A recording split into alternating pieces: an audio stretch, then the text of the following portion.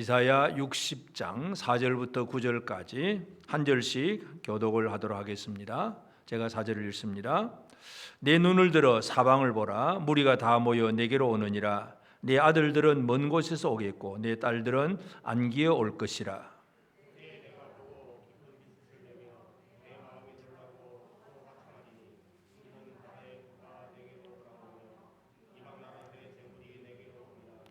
허다한 낙타 미디안과 에바의 어린 낙타가 내 가운데 가득할 것이며 스바 사람들은 다 금과 유향을 가지고 와서 여호와의 찬송을 전파할 것이며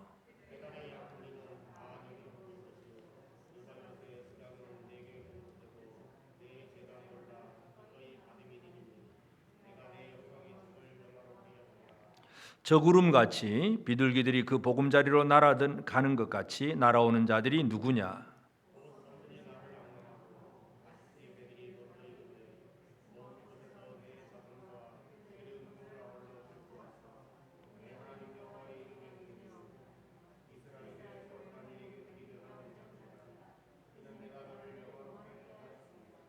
아멘. 오늘도 하나님 앞에서 예배하는 모든 성도들 주의 은혜가 가득하기를 바랍니다. 이사야를 통해서 하나님께서 이스라엘의 회복에 대해서 말씀을 하셨는데 그 이스라엘의 회복은 단순히 이 땅에 있는 눈에 보이는 국가적인 이스라엘의 회복 그 정도로 끝나지 않습니다. 물론 그것이 이제 바벨론 포로 이후에 적용이 되긴 하지만 그러나 그 예언의 말씀은 그 시도로만 끝나는 것이 아니라 그 적용은 지금도 이어지고 있습니다. 그래서 이사야의 이 회복의 예언은 이 땅에 있는 하나님이 원하시는 교회의 모습이기도 합니다. 그래서 오늘 본문에서 보면 이제 그 7절 뒤에 보면 기꺼이 받음이 되리니 내가 내 영광의 집을 영화롭게 하리라. 내 영광의 집을 영화롭게 하리라. 그렇게 표현을 하십니다. 그래서 이 영광의 집 하나님은 그렇게 표현을 하는데 하나님이 이 땅에 세우시고자 하는 것이 바로 영광의 집입니다. 영광이라고 하는 히브리 단어는 아름답다 하는 그런 뜻입니다. 아름다운 집을 아름답게 하리라 그런 말씀이에요. 영광의 집을 영화롭게 하리라. 아름다운 집을 아름답게 하리라. 그래서 우리는 이 영광에 대해서 사람들이 지금도 영광을 추구하고 있잖아요. 열심히 우리가 많은 노력을 기울이는 것 다 영광 때문에 그렇습니다. 첫째는 명예. 이건 뭐예요? 소극적으로 본다면 어디 가서 욕 안 먹고 좀 내 좋은 이름이 드러나고 그래서 다른 사람들이 나를 알아주고 인정해주고 칭찬해주기를 바라는 이 명예욕. 그래서 그게 영광인 줄로 생각을 하고 있습니다.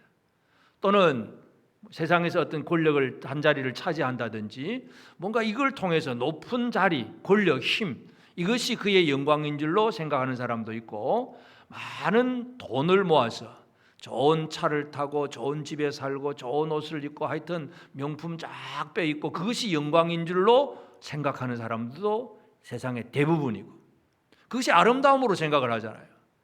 물론 그것이 눈에 보이는 아름다움인 것 잠깐은 아름다울 수는 있겠지만 그러나 진정한 영광, 진정한 아름다움은 아니다 하는 걸 우리는 다 알고는 있습니다. 그런데 실제로 우리는 또 그렇게 또 넘어가기도 해요, 사실은. 그래서 오늘 우리가 이 말씀을 보면서 하나님께서 바라보시는 영광, 하나님이 아름답게 여기는 게 뭘까? 우리가 이것을 오늘 살펴보기를 원합니다. 우리가 바라보는 영광은 예수를 믿는 성도들조차도 불신자들이 바라보는 것하고 거의 비슷할 때가 참 많습니다.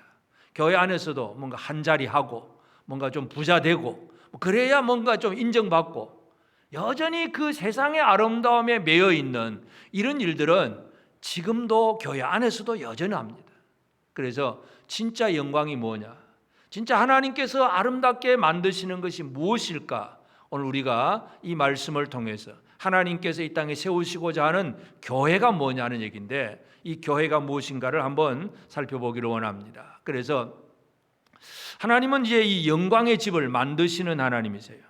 영광의 집을 어떻게 만드시느냐? 제일 첫 번째 하나님은 사람을 회복시키시는 하나님. 사람을 회복시킵니다. 4절에서 보면 내 눈을 들어 사방을 보라. 무리가 다 모여 내게로 기어오느니라. 내 아들들은 먼 곳에서 오겠고 내 딸들은 안기어 올 것이라. 무리가 모여오게 됩니다. 딸들, 아들들. 이 딸과 아들은 결국 이스라엘이 뭔가 잃어버린 양들이 돌아오는 그런 광경이에요. 잃어버린 양들, 하나님의 백성들이 원래 하나님 백성답게 살아야 되는데 범죄하고 그래서 하나님 앞에 벌받고 쫓겨났던 그들이 돌아오는 것, 회복입니다. 이 영광의 집은 사람이 첫째로 회복되는 것이에요. 그래서 이 아들과 딸들 이스라엘이 회복될 것을 말씀을 하고, 그 다음에 이제 6절에서는 허다한 낙타 미디안과 에바의 어린 낙타가 내 가운데 가득할 것이며 스바 사람들은 다 금과 유향을 가지고 와서 여호와의 찬송을 전파할 것이며, 이제 여기 보면 이제 이 미디안 그리고 에바 그리고 스바 이런 사람들, 그러니까 미디안, 에바, 스바 이런 이름들은 우리가 지금 성경을 그냥 쭉쭉 읽어 나가면 별 의미가 없는 이름들일 수 있습니다. 그런데 그 이름을 조금만 연구를 해보면 이 의미가 왜 이 사람들이 돌아오느냐 하는 것을 이해할 수 있습니다.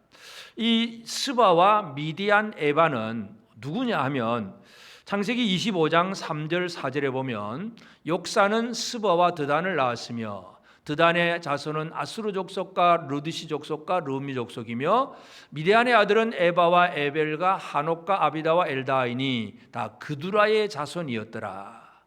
성경을 좀 읽어보신 분들은 그두라가 누굽니까? 그두라의 자손. 그두라가 누구신지 아시죠? 아브라함이 재혼했던 아내. 그러니까 사라가 죽고 나서 아브라함이 그 다음 후처가 들어온 것이 바로 그두라잖아요. 그두라의 후손들이에요.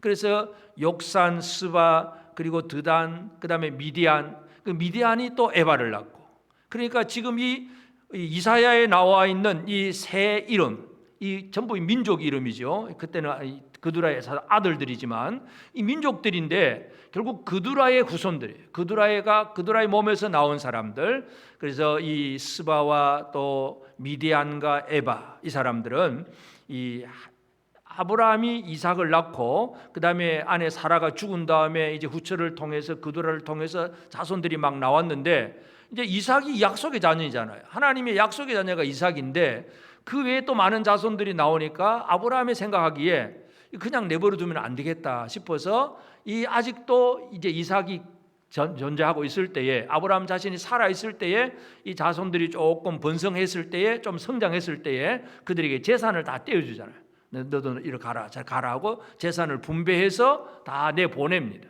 왜냐하면 이삭을, 약속의 자녀를 보존하기 위해서 다른 게 좀 형제간에 서로 알력이 안 생기도록 그래서 미리 다 내보내는 사람들, 그두라의 자손들. 창세기 25장을 읽어보면 왜 이 자손들의 이름이 기록되었을까 그냥 의아심을 가질 수 있는데 전체를 연결해보면 그 의미를 이해할 수 있습니다. 그 다음에 또 7절에는 뭐예요? 7절에는 게달의 양무리는 다 내게로 모일 것이요 느바요의 순양은 내게 공급되고, 게달, 느바요 이 두 이름이 나옵니다.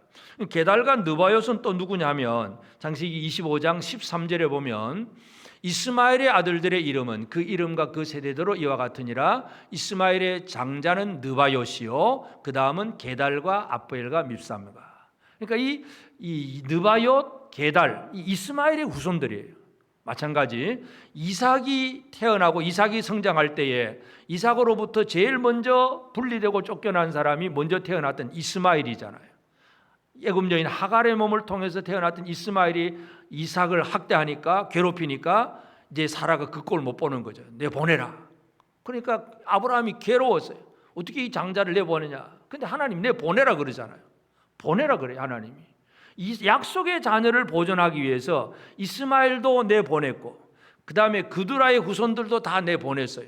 그러니까 이 지금 여기에 나오는 미디안, 에바, 스바, 게달, 느바요 이 전부 무슨 공통점이냐 하면 약속의 자녀로부터 분리된 사람들, 약속에 대해서 외인인 사람들, 밖에 있는 사람들 얘기예요. 이들이 돌아온다는 얘기예요. 그러니까 이 영광의 집을 지을 때에 사람의 회복인데 이스라엘의 잃어버린 양들도 돌아오게 될 것이고 이방인들도 돌아온다는 그 얘기입니다. 그래서 에베소 2장 12절 13절에 보면 너희는 그때에 그리스도 밖에 있었고 이스라엘 나라 밖의 사람이라 약속의 언약들에 대하여는 외인이요 세상에서 소망이 없고 하나님도 없는 자이더니 이제는 전에 멀리 있던 너희가 그리스도 예수 안에서 그리스도의 피로 가까워졌느니라. 그러니까 하나님께서 하신 일이 뭐냐 하면 하나님의 약속의 자녀를 보존을 하셨는데 그 보존하는 과정 속에서 떠나보내고 다 나가게 하셨는데 때가 되니까 그들이 돌아오게 하시는 거예요. 이게 영광의 집이에요. 영광의 집이라고 하는 것은 그냥 건물을 몇 층 짓고 크게 화려하게 인테리어 꾸며서 영광의 집이 아니라 첫째, 사람이 회복이 되는 것. 언약에 대해서 외인이었던 사람들이 다시 예수로 말미암아 그 안으로 들어오는 것. 사람의 회복, 이것이 첫 번째예요. 그러면서 사람이 회복되면서 동시에 이루어지는 것이 뭐냐 하면 사람들이 제일 좋아하는 것, 돈, 부유함, 재물, 돈이 돌아오는 거예요. 돈. 5절에는 뭐라 그럽니까? 그때 내가 보고 기쁜 빛을 내며 내 마음이 놀라고 또 화창하리니 이는 바다의 부가 내게로 돌아오며 이방 나라들의 재물이 내게로 옴이라. 바다의 부요함, 이방 나라의 재물이 모여든다는 겁니다. 사람이 오면 사람만 오는 게 아니고 재물이 함께 딸려온다는 그런 개념이에요. 그래서 그러면 재물이 뭐냐? 그러면 교회가 돈만 많으면 교회가 영광스러우냐? 이 돈이라고 하는 것, 재물이라는 게 과연 무언가를 잘 이해할 필요가 있습니다. 아주 쉽게 표현한다면 이 재물이라고 하는 것은 힘, 능력을 상징하는 것입니다. 그래서 우리가 실제적으로 예를 들어 지금도 마찬가지잖아요. 지금도 돈이 있으면 돈 가지고 뭔가를 해나갈 수가 있어요. 하고 싶어도 돈이 없으면 그 일을 못해요. 뭔가 할 수 있는 힘, 물건을 살 수 있다든 집을 사든 뭘 하든 뭔가를 할 수 있는 힘이 돈이에요. 근데 이 돈이 모여들면 결국 하나님께서 영광의 집을 만든다는 얘기는 그냥 부자 되게 한다는 그런 개념이 아니라 돈으로 뭔가를 할 수 있는 힘을 주신다는 개념이에요. 시편 105편 37절에 보면 마침내 그들을 인도하여 은금을 가지고 나오게 하시니 그의 지파 중에 비틀거리는 자가 하나도 없었도다. 이스라엘 백성들이 애굽에서 나올 때의 광경을 지금 설명을 합니다. 하나님께서 이스라엘 백성들을 애굽의 그 노예 생활에서 건져내시잖아요. 그러면 그러면 여러분 불의하고 도망가면 어떻게 해야 됩니까? 집에 가서 지갑 챙겨 나와야 됩니까? 그냥 빠져나가야 됩니까? 지갑 챙기다가는 죽습니다. 빨리 나와야 돼. 근데 하나님은 노예에서 건지는데 어떻게 하면 다 챙겨서 나오게 하십니다. 애굽 사람 집집에 가가지고 손 펴고 내놔. 은금을 다 가지고 애굽 사람들한테 은금 다 썰어 모아가지고 나오게 하세요. 그렇게 하니까 지파 중에 비틀거리는 자가 하나도 없다. 비틀거린다는 연약하고 힘이 없어 비틀거림이에요. 그러니까 이 재물을 줌을 통해서 비틀거리는 자가 없게 힘있게 만들어주셨다는 얘기예요. 그러면 그 힘이 뭘 의미할까요? 결국 이스라엘 백성들이 이제 모세가 이제 강야로 나와서 성막을 지을 때 누구든지 자원하는 자는 드릴지니라. 금과 은과 보석과 청색, 자색, 홍색, 수놓은 자실, 모든 걸 드릴지니라 할 때 사람들이 엄청나게 가져옵니다. 그 보석들이 다 어디서 나온 겁니까? 애굽에서 나올 때 받아 나온 거예요. 드릴 힘을 가지고 나올까? 그 드릴 힘을 가지고 하나님의 그 성막을 짓는 일에 사용했다는 걸 우리가 알 수 있습니다. 고레스도 마찬가지잖아요. 고레스 왕이 바벨론에서 포로된 이제 바벨론에서 유다 백성을 해방을 시키면서 너희가 성전 지으러 돌아가라 그러잖아요. 돌아갈 때 에스라 1장 4절에 보면 그나마 있는 백성이 어느 곳에 머물러 살든지 그곳 사람들이 마땅히 은과 금과 그 밖에 물건과 짐승으로 도와주고 그 외에도 예루살렘에 세울 하나님의 성전을 위하여 예물을 기쁘게 드릴지니라. 여러분 고레스 입장에서 보면 자기가 이제 통치하는 나라에서 그동안 포로되었던 사람들을 석방시켜주고 해방시켜주는 그것으로도 얼마나 칭송을 받을 수 있는 진짜 좋은 왕입니까? 그런데 하나님이 어떻게 하게 하셨습니까? 성전 짓도록 보내면서 빈손으로 안 보내신 거예요. 고레스의 명령이 뭡니까? 그곳 사람들 주변 모든 민족들이 은과 금과 그 밖에 물건과 짐승으로 도와주어서 그 외에도 예루살렘에 세울 하나님의 성전을 위하여 예물을 기쁘게 드릴지니라. 많은 돈을 주어서 돌려보냅니다. 하나님이 그렇게 하세요. 이스라엘을 애굽에서 이끌어내실 때에도 바벨론 포로에서 돌아오게 하실 때에도 그냥 몸만 빠져나오게 하는 게 아니라 그 다음에 뭔가 할 수 있는 힘을 주시는 것, 이게 바로 재물을 돌아오게 하시는 하나님의 의도고 목적입니다. 그래서 오늘 이사야 60장에도 바다의 부가 또 많은 나라 열방들의 재물이 돌아오게 한다 그랬는데, 특별히 또 이제 아까 느바옅 얘기가 나왔는데, 자, 이 느바옅 7절에 느바옅의 순양은 내게 공급되고 내 제단에 올라 기꺼이 받음이 되리니. 느바옅의 순양은 하나님 앞에 드릴 재물, 하나님을 섬길 수 있는 힘이 된다는 것입니다.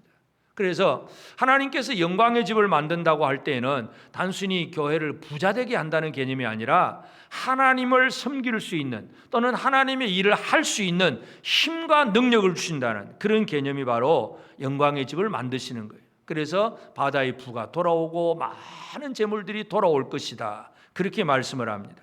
그래서 말씀드린 것처럼 뭐가 회복이 됩니까? 첫째는 사람이고, 둘째는 재물이고, 결국은 하나님께서 뭘 원하시느냐? 이 돌아온 것, 느바옅의 순양이 내 제단에 올라서 기꺼이 받음이 되리라. 제단, 예물, 제사를 얘기합니다. 9절에도 그 섬들이 나를 앙망하고 다시스의 배들이 먼저 이르되 먼 곳에서 네 자손과 그들의 은금을 아울러 싣고 와서 내 하나님 여호와 이름에 드리려 하며 이스라엘의 거룩한 이에게 드리려 하는 자들이라. 섬들과 다시스의 배들, 이 예언서에서 섬 그러면 많은 열방들, 민족들을 상징하는 것이 섬입니다. 다시스는 지금의 스페인이에요. 그러니까 그 고대 사회에서 예수님도 땅끝까지 말씀하셨을 때 땅끝이 사도 바울의 개념에 있어서도 땅끝이 스페인이에요.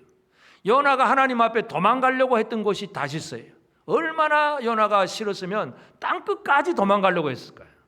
그게 스바나예요. 바울은 스바나까지 복음을 전하고 가려고 애를 썼고, 그러니까 그 먼 곳, 그 땅끝에서도 열방들이 재물을 들고 와서 뭘 한다는 얘기예요? 드리려고 하는, 하나님의 거룩한 이름에 드리려고 하는 예배. 모든 이방인들이 하나님께로 돌아와서 하나님을 찬양하고 하나님 앞에 예배하는 일을 하나님께서 회복시킵니다. 여러분, 성경을 보면 하나님께서 제일 원하신 게 뭔가를 잘 이해할 필요가 있습니다. 아담과 하와를 이제 가죽옷을 입혀서 내쫓잖아요. 내쫓아버렸습니다. 에덴 동산에 나가라 하고 쫓아버렸는데, 그 다음 사건이 뭐예요? 가인과 아벨 사건이에요. 그러면 왜 성경은 이 에덴 동산에서 내어 쫓긴 다음에 바로 그 다음 사건이 뭐냐 하면 예배 사건이에요. 예배 사건. 그냥 가인 아벨 하면 별 감이 없는데, 하나님은 사람을 내쫓아놓고 하나님은 그 다음에 뭘 원하셨느냐고요. 예배를 원하셨어요. 근데 가인이 제대로 예배를, 하나님 뜻대로 예배를 안 드려요. 아벨이 하나님 앞에 바른 예배를 드려요. 그래서 아벨을 하나님이 그 제사를 받으시고, 그로 인해서 아벨은 죽지만, 그러나 하여튼 하나님이 에덴 동산에서 내쫓은 사람들로부터 제일 먼저 원하는 것이 뭐냐? 예배를 원하셨다는 것을 우리가 이해할 필요가 있어요. 이 땅에 하나님께서 사람을 만드시는 일은, 사람들은 왜 우리가 사람이 존재되었느냐? 사람의 제일 되는 목적, 하나님께 영광 돌리고 하나님 앞에 찬양하고 하나님 앞에 예배하는 일이에요.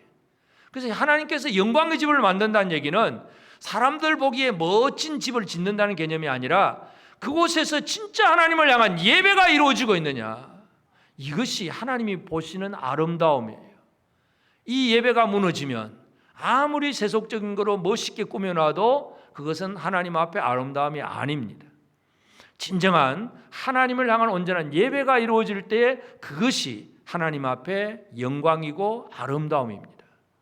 그래서 창세기에서부터 처음부터 예배고, 요한계시록까지 예배와 찬양이에요. 요한계시록 5장 13절에도 내가 또 들으니 하늘 위에와 땅 위에와 땅 아래 바다 위에와 또 그 가운데 모든 피조물이 이르되 보좌에 앉으시니와 어린 양에게 찬송과 존귀와 영광과 권능을 세세토록 돌릴지어다. 모든 피조물들이 보좌에 앉으신 하나님, 그 어린 양 앞에 찬송과 존귀와 영광을 다 돌려드리는 것, 이게 예배잖아요. 이게 완성이에요. 하나님이 원하시는 게 이겁니다. 모든 피조물들, 그러니까 단순한 이방인 사람들뿐만 아니라 피조물들까지라도 하나님 앞에 온전히 찬송을 돌려드리는, 이것을 하나님이 원하셨어요. 그래서 실제로 이제 이스라엘 백성들, 유대인들의 삶 속에는 여전히 유대주의 중심적 선민 사상, 그것만 가지고 있지만, 예수님께서 사도들을 보내시고 파송을 할 때에 12제자를 훈련시켜 놓고 또 새로운 사도를 하나 만드시잖아요. 사도 바울. 그 바울이 어떤 사람입니까? 예수님께서 바울을 들어 쓰실 때에 사도행전 9장 15절에 보면 주께서 이르시되 가라, 이 사람은 내 이름을 이방인과 임금들과 이스라엘 자손들에게 전하기 위하여 택한 나의 그릇이다. 그러니까 이 바울이 지금 예수님을 만나고 나서 이제 눈이 어두워져 가지고 그 골방에 들어가 숨어 있을 때에 예수님께서 보내면서 네가 가라. 아니 사울은 우리 잡는 핍박자인데요 하니까 가라. 그 사람은 이 내 이름을 이방인과 임금들과 이스라엘 자손에게 전하기 위한 나의 택한 나의 그릇이다.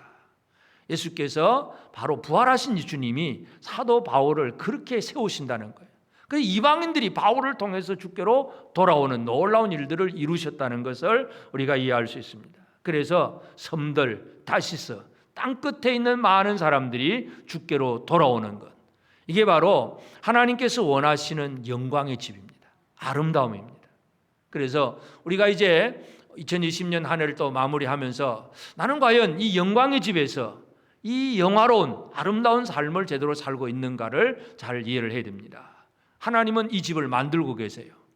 영광의 집을 만들고 또 영광스럽게 할 것이라고 이사야를 통해서 예언을 하셨고, 그 예언은 예수 그리스도로 말미암아 완성이 된다는 걸 우리가 알 수 있습니다. 그러면 예수님은 이 예언의 말씀을 어떻게 다 이루셨는가? 물론 우리가 예수님이 설교를 할 때 수많은 무리들이 모입니다. 그리고 오병이어 이적을 행하고 나니까 막 몇만 명의 사람들이 모입니다. 여러분, 예수님 설교 한번 들었다고 구원받는 게 아니에요. 마태복음 7장에 보면 우리가 예수 이름으로 귀신도 쫓고 병도 고치고 뭐 다 했습니다 하니까 예수님 뭐라 그럽니까? 불법을 행하는 자들아 나를 떠나가라. 난 너를 모른다. 구원 못 받았다는 얘기잖아요. 여러분, 예수 이름으로 뭐 사역한다고 구원받은 사람도 아니에요. 예수님은 어떤 사람을 모으셨느냐를 잘 이해를 해야 됩니다. 요한복음 6장 39절에 보면 6장 39절에 나를 보내신 이의 뜻을 행하리 함이니라. 나를 보내신 이의 뜻은 내게 주신 자 중에 내가 하나도 잃어버리지 아니하고 마지막 날에 다시 살리는 이것이니라. 내게 주신 자 중에 내가 하나도 잃어버리지 아니하고, 이 내게 주신 자, 하나님 아버지께로부터 받은 자예요. 그러면 예수님은 어떤 사람을 구원하시느냐? 하나님이 주신 사람. 이걸 사도 바울은 에베소서에서 뭐라고 표현합니까? 창세전에 택한 사람. 이 세상이 만들어지긴 하나님의 계획 속에서 구원받기로 작정된 모든 사람들을 예수님은 다 살리는 것. 이게 예수님 하시는 일이에요. 그래서 이방인들도 다 포함이 되고 어떤 신분과 혈통과 종족의 차이가 없이 하나님의 구원받기로 작정된 모든 사람들이 다 구원을 받습니다. 유대인만이 아니라, 예수님은 유대인으로 오셨지요. 그러나 유대인만이 아니라 모든 이방인들까지 주님께 아버지 하나님이 택하신 그 사람, 하나님 아버지가 주신 모든 자들을 구원하는 것이 바로 예수께서 하신 일입니다. 그래서 에베소 2장 18절 19절에 보면 이는 그로 말미암아 우리 둘이 한 성령 안에서 아버지께 나아감을 얻게 하려 하심이라. 그러므로 이제부터 너희는 외인도 아니요 나그네도 아니요 오직 성도들과 동일한 시민이요 하나님의 권속이라. 에베소 교회에 이방인 성도들이 많이 있습니다. 지금까지 예수 믿기 이전까지 우상 섬기고 많은 인간적인 죄를 많이 지었던 사람들이에요. 율법들을 몰랐던 사람들이에요. 근데 그들이 이제 바울의 복음을 듣고 예수를 믿기 시작을 했고, 또 에베소 교회 안에는 유대인 성도들도 있고, 그러니까 유대인도 있고 이방도 섞여 있는 교회에서 에베소 교회를 하면서 교회가 뭐냐? 우리 둘이 유대인이나 이방인이나 우리 모두 같이 함께 한 성령 안에서 아버지 앞에 나아감을 얻는다. 우리는 따로따로가 아니다. 다 우리는 동일한 하나의 한 시민이고 하나님의 권속 가족이다. 그 얘기를 하잖아요. 예수께서 하신 일이 바로 그것입니다. 사람을 모으시는 일. 근데 그 사람은 어떤 혈통적인 문제가 아니라 하나님의 어떤 구원의 작정 속에서 하나님께서 주신 자, 하나님이 택하신 그 사람들을 다 불러 모으시는 주님이라는 것을 우리가 이해해야 되고, 그리고 이제 예수님이 땅에 교회를 세우십니다. 그 우리 구원받은 사람들이 바로 교회가 되는데, 교회에 예수님이 주신 것이 뭐냐? 강력한 힘입니다. 힘과 권세, 권능을 주시잖아요. 12제자를 뽑아서 이제 둘씩 이제 보내시면서 제일 첫 번째 뭔가 제자 훈련 시작하면서부터 바로 주신 것이 바로 권능을 주어서 보내는 거예요. 권능을 주어서 가서 더러운 귀신을 쫓아내고 모든 병을 고치고 약한 자를 강하게 만들어라. 이게 예수님께서 권능을 주어서 보내십니다. 그래서 교회라고 하는 것은 예수님 주신 권세와 능력을 가졌다는 것. 그냥 돈이 많아서 힘이 아니라, 물론 돈도 어느 정도는 필요해요. 그러나 진짜 중요한 것은 돈의 힘이 아니라 예수 이름의 권세잖아요. 사도행전 3장에 우리가 잘 아는 성전 미문에 그 태어나면서부터 일어서 본 적이 없는 그 사람, 그 장애인을 사도 베드로가 어떻게 고칩니까? 사도행전 3장 6절에 베드로가 이르되 은과 금은 내게 없거니와 내게 있는 이것을 내게 주노니 나사렛 예수 그리스도의 이름으로 일어나 걸으라. 은과 금은 없다. 그런데 나사렛 예수 이름으로 일어나 걸으라. 여러분, 그 안전뱅이가 그 태어나서부터 지금까지 일어서 본 적이 없었으니까 고쳐보려고 부모들이 얼마나 애를 썼겠습니까? 영한 의사 만나보려고 얼마나 돈도 썼겠습니까? 근데 그 돈 가지고는 아무것도 안 되었어요. 지금까지 그냥 그렇게 살고 있고 또 그 자리에 앉아서 돈 몇 푼 동냥하려고 그 앉아있는 구걸하는 그런 처지. 그런데 베드로는 돈 없다. 그런데 내게 있는 게 하나 있다. 나사렛 예수 이름이다. 이 이름으로 일어나 걸으라. 이게 권능이에요. 주님께서 교회에 주신 권능과 힘이 예수 이름의 권세와 힘입니다. 이 힘이 우리에게 주어졌다는 것을 분명히 이해를 해야 됩니다. 물론 교회가 이제 지속되어 가고 막 그렇게 많이 번성되게 될 때에 그 이름의 권세뿐만 아니라 재물까지도 실제적으로 돌아오게 하세요. 이것이 또 이제 사도행전 4장 33절부터 보면 사도들이 큰 권능으로 주 예수의 부활을 증언하니 무리가 큰 은혜를 받아 그 중에 가난한 사람이 없으니 이는 밭과 집 있는 자는 팔아서 그 판 것의 값을 가져다가 사도들의 발 앞에 두매 그들이 각 사람의 필요를 따라 나누어 줍니다. 여러분, 사도가 가진 권세가 두 가지였어요.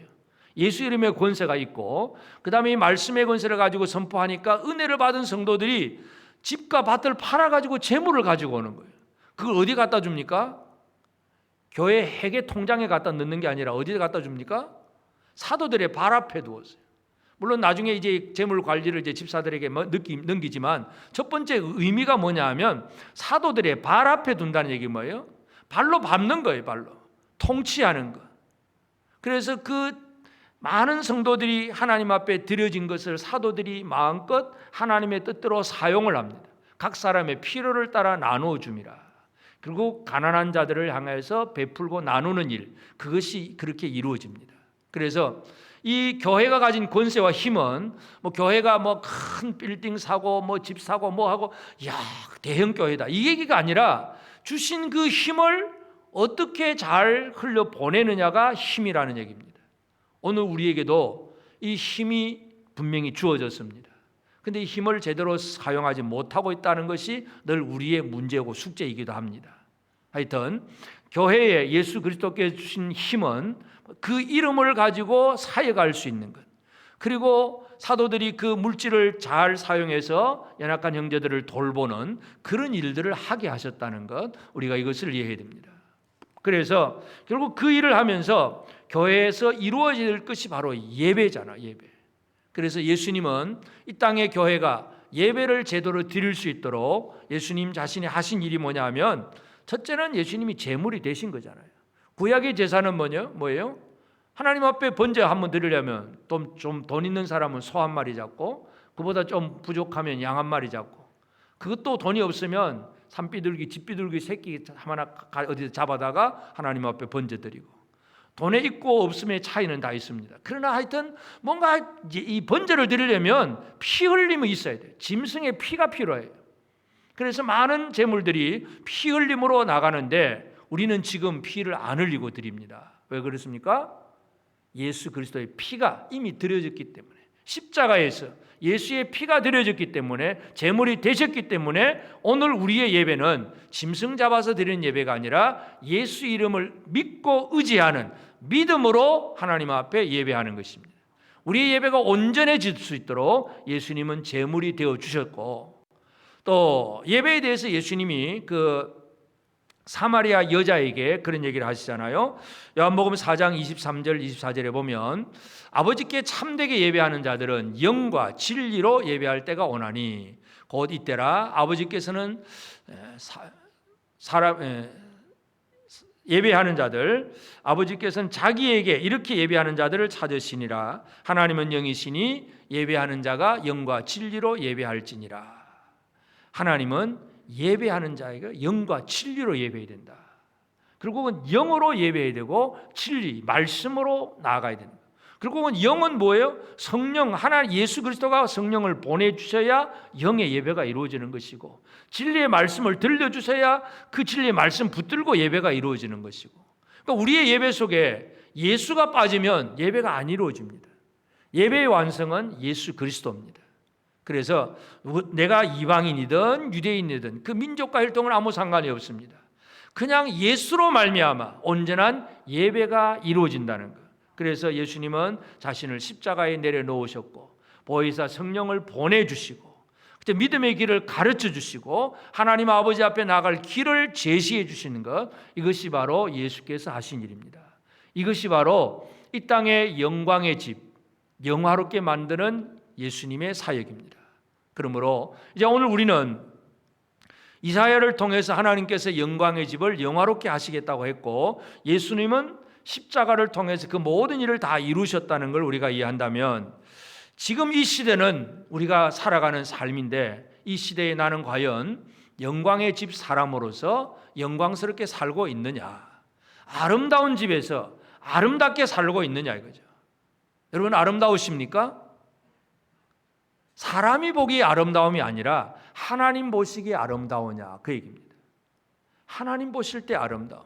우리의 옷은 예를 들어서 아주 누추할 수 있습니다. 명품도 아니고 그냥 예를 들어서 짝퉁일 수도 있고 하여튼 세상 사람들이 볼 때는 별것 아닐 수도 있습니다. 그러나 사람들이 볼 때는 아름답지 못할지라도 하나님 보실 때 영광스러움, 하나님 보실 때 아름다움, 이것이 우리의 삶이 되어져야 되겠습니다. 그래서 이 영광의 집을 영화롭게 하기 위해서 이제 이 한 해를 마무리하고 2021년 새해를 준비하면서 우리가 할 일이 뭐냐? 제일 첫 번째는 사람의 회복이잖아요. 사람의 회복을 위해서 우리가 할 일은 지난주에 말씀드린 이사야 60장 1절부터 3절 사이에 일어나 빛을 발하라는 얘기죠. 일어나 빛을 발하는 것. 빛이 되어져야 사람이 몰려오지요. 불빛이 없는데 몰려올 일이 없잖아요. 빛이 되어져야 누군가 옵니다. 가장 대표적인 예로 우리가 솔로몬 왕을 얘기할 수 있는데, 자, 솔로몬은 이제 임금이 되어서 하나님 앞에 지혜, 듣는 마음을 달라고 했고, 하나님께서 그 솔로몬에게 가장 좋은 하나님의 지혜를 주셨고, 그 지혜를 가지고 여러 가지 많은 판결도 하고 많은 이야기가 교훈도 나오니까 솔로몬의 소문이 어디까지 퍼집니까? 모든 주변의 나라들에 다 퍼집니다. 대표적인 예로 스바의 여왕이 솔로몬에게 찾아옵니다. 열왕기상 10장 1절 2절에 보면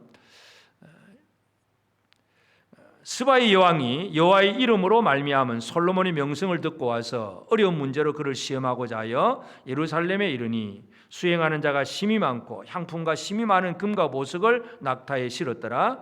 그가 솔로몬에게 나와 자기 마음에 있는 것을 다 말하매, 이 스바의 여왕이 나름대로 나라를 통치하는 힘 있는 왕인데 솔로몬 얘기를 듣고 나니까 보고 싶고 그 말을 듣고 싶어. 그러니까 나라의 많은 보물을 가지고 스바의 여왕이 솔로몬을 찾아옵니다. 뭔가 빛을 비추니까 찾아오는 거예요. 스바 여왕뿐만 아니라 그건 대표적인 예고 수많은 사람들이 솔로몬을 찾아오잖아요. 이처럼 하나님의 지혜를 가지고 하나님의 뭔가를 들려주고 보여주는 것. 그래서 지난주에 말씀드린 대로 우리가 일어나 빛을 발하는 얘기는 우리 사람을 보여주는 게 아니라 나를 통해서 하나님의 영광을 드러내는 것, 하나님의 은혜를 보여주고 하나님의 사랑을 보여주고 하나님의 능력을 보여주는 이 삶을 살아가는 것이 우리에게 너무나 중요합니다. 우리는 그래서 일어나 빛을 발하라 하는 얘기는 지난주에 말씀드렸으니까 우리가 다시 한번 살펴볼 수 있겠고, 뭘 보여줘야 되겠습니까? 교회가, 내가 세상을 향해서 들려주고 보여줘야 될 것은 세상 사람들이 보기에 멋있어 보이는 그게 아니라 진짜 하나님의 진리의 말씀, 하나님의 은혜, 하나님의 사랑 이런 것들을 보여줄 때에 사람들은 그걸 쳐다본 적이 없잖아요. 늘 사람들이 바라보는 것들은 눈에 보기 좋은 거, 멋있어 보이고 또 풍부해 보이고 뭐 좋아 보이는 눈에 보이는 것들만 찾아 헤매던 사람들인데, 그것이 아니라 남을 위해서 희생하고 죽고 그냥 은혜 베풀고 공짜로 나누고 뭔가 희생하고, 이건 도대체 사람들이 바라볼 수 없는 것들이에요. 그런 것들을 보여주는 빛, 이것이 바로 세상에 비치고 산 위에 있는 동네입니다. 여러분, 우리는 세상에 비치고 산 위의 동네입니다. 산동네가 어떤 산동네입니까? 높은 지역에 사는 달동네 개념이 아니고, 성경이 말하는 산 위의 동네는 산은 시온산이고 그 산 위의 집은 성전이에요. 성전. 하나님의 거룩함을 보여주고, 많은 사람들이 이 땅에 뭐 세상적인 것은 많이 있어도 거룩함이 없는 사람들에게 하나님의 거룩함을 보여주는 산동네, 산 위의 성전이 될 때에 그들이 찾아 나올 수 있다는 거예요. 그래서 우리가 어떤 삶을 살아야 되느냐가 참 중요합니다. 그리고 이제 우리는 이미 하나님 앞에 나온 사람들이니까, 이제 하나님은 이 영광의 집에 사는 사람들을 힘있게 만들어 주셨어요. 그 힘이 단순히 돈의 힘만은 아니지만, 그러나 돈은 하나의 힘의 일종이고, 첫째는 우리가 예수 이름의 권세와 능력, 이걸 어떻게 잘 쓸 줄 아느냐가 참 중요합니다. 주님 주신 힘은 잘 사용하는 것이 중요합니다. 우리에게 주신 힘을 쓸 줄 알아야 됩니다. 근데 힘을 잘 못 쓰면 힘을 오용할 수 있고 힘을 남용할 수도 있습니다. 또 힘을 아예 안 쓰는 사람, 이것도 문제고, 그래서 하나님 주신 힘을 어떻게 잘 사용하느냐가 참 중요합니다. 이 사마리아 성의 마술사 시몬이 이제 빌립의 전도를 듣고 이제 예수를 믿었습니다. 근데 사도들이 와서 그 사마리아 성도들에게 막 기도하고 안수하니까 막 사람들이 성령을 받는 이 놀라운 광경을 봅니다. 그러니까 마술사 시몬이 그런 얘기를 합니다. 사도행전 8장 18절부터 보면, 시몬이 사도들의 안수로 성령 받는 것을 보고 돈을 들여 이르되 이 권능을 내게도 주어 누구든지 내가 안수하는 사람은 성령을 받게 하여 주소서 하니, 베드로가 이르되 네가 하나님의 선물을 돈 주고 살 줄로 생각하였으니 네 은과 내가 함께 망할지어다. 돈 잘못 쓰면 돈과 함께 망하는 사람이 됩니다. 마술사 시몬은 마술을 통해서 그 지역의 사람들한테 돈을 많이 벌었던 사람이에요. 예수를 믿고 나니까 뭔가 이제 좀 새로워진 것 같아요. 그런데 베드로가 하는 걸 보니까, 사도가 하는 걸 보니까 이건 자기가 전혀 해보지 않았던 놀라운 일들입니다. 안수하니까 막 성령 받고 막 놀라운 일들이 벌어집니다. 그러니까 이거 어떻게 하면 되냐고, 내가 돈을 많이 드릴 테니까 나도 좀 하게 해달라고, 돈으로 하나님의 선물을 살려고 생각하는 것, 돈을 오용하는, 돈을 쓸 줄 모르는 사람 얘기입니다. 오늘 우리가 하나님 주신 힘이 있는데 이 힘을 하나님이 원하시는 뜻대로 사용하지 못하면 이 마술사 시몬처럼 돈과 함께 망하는 사람이 됩니다. 우리에게 주신 힘이 있잖아요. 이 힘은 돈뿐만 아니라 다른 힘도, 권력의 힘도 있습니다. 예를 들어서 대제사장과 장로들의 무리, 산헤드린 공회가 그 당시에는 유대인들 사회 속에서, 예수님 당시 유대인 사회 속에서 산헤드린 공회가 입법 부이고 또 모든 것을, 그 유대인들의 삶을 다 관장을 합니다. 물론 로마가 통치를 하고 있긴 하지만 유대인들의 세세한 일상적인 삶은 그 공회가 법을 정합니다. 그 공회에서, 산헤드린 공회에서 예수님을 재판하면서 그들이 내린 결론이 뭡니까? 예수는 신성 모독자다. 쥐가 어떻게 하나님의 아들이 될 수 있냐? 이건 죽여야 된다. 이게 결론이에요. 법이에요, 법. 실제로 자기들이 죽일 수 없으니까 총독한테 이제 가서 재판을 받게 해서 처형을 하게 하지만, 이 세상이라 법이라고 하는 권력을 만드는, 이 법을 만드는 권력, 힘, 이런 것들이 많이 있지만 잘못된 법, 잘못된 권력, 힘을 잘못 사용을 하는 것, 힘을 잘못 사용하면 어떻게 됩니까? 예수를 죽일 수도 있습니다. 이게 힘이 있는데도 힘을 잘못 사용하면 그렇게 된다는 얘기죠. 이것이 바로 힘을 쓸 줄 모르는 사람들 얘기입니다. 여러분들이가 초대교회도 이렇게 믿음으로 시작을 했지만 시간이 지나면서 중세교회를 넘어오면서 교황의 힘이 아주 막강해집니다. 세상의 황제보다 더 셀 때도 있고, 황제를 막 들었다 놨다 할 그런 교황도 많이 있습니다. 이 교황이 가지고 있는 재산도 엄청난 한 나라의 재산만큼 될 정도로 이 교황이 많은 재물을 가지고 있습니다. 돈이 많아졌어요. 베드로는 은과금이 하나도 없다 그랬는데 이 교황들은 엄청난 부자가 되었어요. 그런데 결국은 뭐 어떻게 됩니까? 교회가 점점 타락하기 시작합니다. 그래서 결국은 종교 개혁이 일어나는 겁니다. 돈을 잘못 쓰면 교회도 타락하게 되어 있습니다. 이게 뒤집어지는 거, 바로 잡는 것이 바로 개혁입니다. 오늘 우리가 가진 힘이 있는데 이 힘을 잘못 사용하면 우리도 망한다는 거예요. 은과 함께 망할지어다. 그러니까 우리에게 주신 힘을 잘 쓸 줄 알아야 됩니다. 우리는 하나님께서 우리에게 주신 힘이 있습니다. 이 힘을 어떻게 잘 이렇게 저렇게 사용하느냐가, 지혜롭게 사용하는가가 우리에게 있어서 중요한 일입니다. 예수님이 사마리아 사람 비유를, 선한 사마리아인 비유를 하잖아요. 강도 만나서 쓰러진 자가 있는데 제사장도 레인도 그냥 지나갑니다. 근데 사마리아 사람은 어떻게 합니까? 누가복음 10장 35절에 보면 그 이튿날 그가 주막 주인에게 데나리온 2를 내어주며 이르되 이 사람을 돌보아 주라. 비용이 더 들면 내가 돌아올 때 갚으리라.